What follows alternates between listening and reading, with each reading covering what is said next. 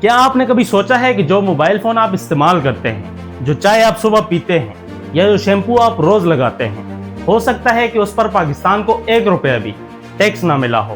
وہ چیز کراچی کے کسی گوڈاؤن سے نہیں آئی ہوتی، بلکہ افغانستان کے راستے بنا 1 روپے ٹیکس دیے سیدھی آپ کے ہاتھوں میں پہنچی۔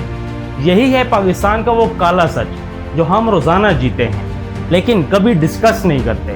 پاکستان میں سمگلنگ کوئی چھوٹا موٹا مسئلہ نہیں ہے۔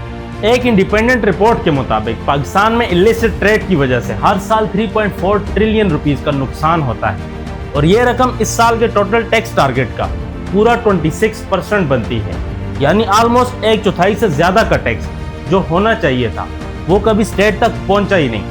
تو پھر کہاں جاتا ہے یہ پیسہ اور کون چلاتا ہے یہ سارا سسٹم؟ اس کہانی کی شروعات ہوتی ہے افغانستان سے۔ پاکستان اور افغانستان کے درمیان ایک ارینجمنٹ ہے جسے افغان ٹرانزٹ ٹریڈ کہتے ہیں۔ اس کا مقصد بالکل سیدھا تھا۔ چونکہ افغانستان ایک لینڈ لاک کنٹری ہے، اس کے پاس سمندر تک رسائی نہیں ہے، اس لیے پاکستان نے اپنی پورٹس اور روڈز افغانستان کو یوز کرنے کی اجازت دی تاکہ افغانستان کی امپورٹس اور ایکسپورٹس آسانی سے ہو سکیں۔ سننے میں یہ سب کچھ بالکل ٹھیک لگتا ہے، لیکن یہیں سے کہانی میں پہلا ٹویسٹ آتا ہے۔ کراچی پورٹ پر کنٹینرز افغانستان کے نام پر کلیئر ہوتے ہیں، کاغذوں میں لکھا ہوتا ہے کہ مال افغانستان جا رہا ہے، ٹرک لوڈ ہوتا ہے، سفر شروع ہوتا ہے، لیکن پھر مال افغانستان پہنچنے سے پہلے ہی پاکستان کی مارکیٹس میں غائب ہو جاتا ہے۔ کاغذوں میں وہ ایکسپورٹس ہے، حقیقت میں وہ لوکل سیل ہے، اور کیونکہ اس پر ڈیوٹی اور ٹیکسز نہیں دیے ہوتے اس لیے وہ مارکیٹ میں سستا بکتا ہے۔ اب سوچئے ایک پاکستانی فیکٹری اونر کا حال کیا ہوگا۔ وہ را میٹیریل پر ٹیکس دیتا ہے، بجلی پر ٹیکس دیتا ہے، پروڈکشن پر بھی ٹیکس دیتا ہے، امپلائیز کی سیلریز دیتا ہے، اور پھر اسے مارکیٹ میں مقابلہ کرنا پڑتا ہے اس مال سے جو بنا کسی ٹیکس کے اندر آیا ہو۔ نتیجہ یہ نکلتا ہے کہ قانونی بزنس ہار جاتا ہے، غیر قانونی بزنس جیت جاتا ہے۔ لیکن کہانی یہیں ختم نہیں ہوتی۔ اب چلتے ہیں پاکستان ایران بارڈر کی طرف۔ یہاں ایک اور پوری اکانومی چلتی ہے۔ ایرانین پیٹرول اور ڈیزل سالوں سے پاکستان میں غیر قانونی راستوں سے داخل ہوتا رہا ہے۔ ٹینکرز، چھوٹی گاڑیاں، بارڈر روٹس اور سمندری راستے، ہر جگہ ایک پورا نیٹ ورک کام کرتا ہے، اور اس کا اثر صرف فیول مارکیٹ تک محدود نہیں رہتا۔ ہر سال اربوں روپے کا ٹیکس ریونیو اسٹیٹ کے ہاتھ سے نکل جاتا ہے۔ لیکن یہاں ایک اور پہلو ہے جو اکثر نظر انداز کر دیا جاتا ہے۔ بارڈر کے قریب رہنے والے لاکھوں لوگوں کے لیے یہ صرف سمگلنگ نہیں ہے، یہ روزگار ہے، یہ روٹی ہے، یہ گزارا ہے۔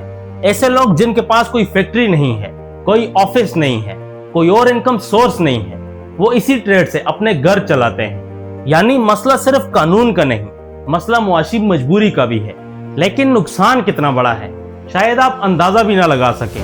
پاکستان میں illicit سگریٹ ٹریڈ مارکیٹ کے آدھے سے زیادہ حصے پر قبضہ کر چکی ہے۔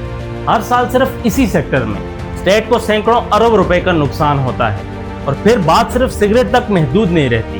Mobile phones, toiletries, electronics, tyres, ٹی، کپڑے، ایسی بہت سی روزمرہ کی چیزیں ہیں جو سمگلنگ نیٹ ورک کے ذریعے مارکیٹ تک پہنچتی ہیں۔ اور سب سے حیرت انگیز بات، اتھارٹیز کو اس سب کا پتہ ہوتا ہے، لیکن اندازہ یہ ہے کہ سمگلڈ مال کا بہت چھوٹا حصہ ہی پکڑا جاتا ہے، باقی سب سسٹم کے درمیان سے نکل جاتا ہے۔